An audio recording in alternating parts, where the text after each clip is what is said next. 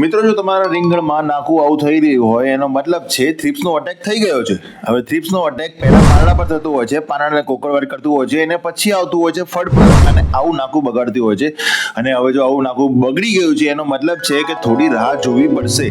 એકદમથી આ નહીં જાય. તમે વિચારો કે એક દવાનો સ્પ્રે મારી દીધો, કદાચ 2 દવાના સ્પ્રે મારી દીધા, છતાં પણ કેમ નાકા બગડે છે, તો રાહ જોવી પડશે.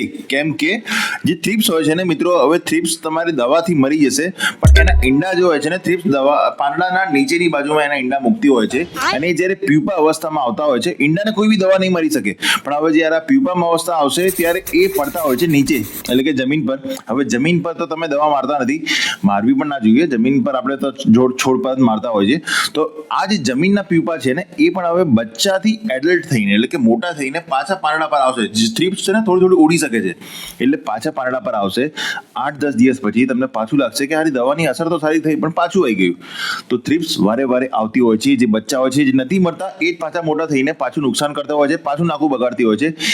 આ વસ્તુ હવે તમે વિચારશો કે એનો મતલબ એવું થોડું છે કે દવા જ માર કરીએ. તો મિત્રો, જ્યારે પણ શિયાળો અને ઉનાળો, એટલે કે શિયાળો જતો હોય ને, જ્યારે સવારે શિયાળો, બપોરે તડકો, આ અવસ્થા હોય ને, ત્યારે થ્રિપ્સ માટે સૌથી અનુકૂળ વાતાવરણ છે ઈંડા વધારે મૂકવાનું. અને ઈંડા વધારે થશે એનો મતલબ છે કે થ્રિપ્સ મરશે, એના ઈંડા બચ્ચા મોટા થશે, પાછી થ્રિપ્સ બનશે.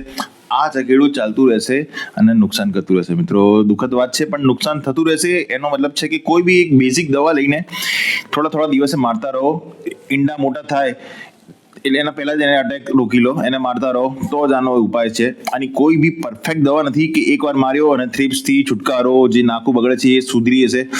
થ્રિપ્સની દવા અને બીજા ડોઝમાં એની કોઈ બી છોડની ચમક લાવવા માટેની બોરોન ગણી લો કે વિકાસની કોઈ પણ દવા ગણી લો, એ બી મારતા રહેશો તો પણ નાકું સુધરશે. મિત્રો, પણ વાટ જોવી પડશે, થોડી રાહ જોવી પડશે. ધન્યવાદ.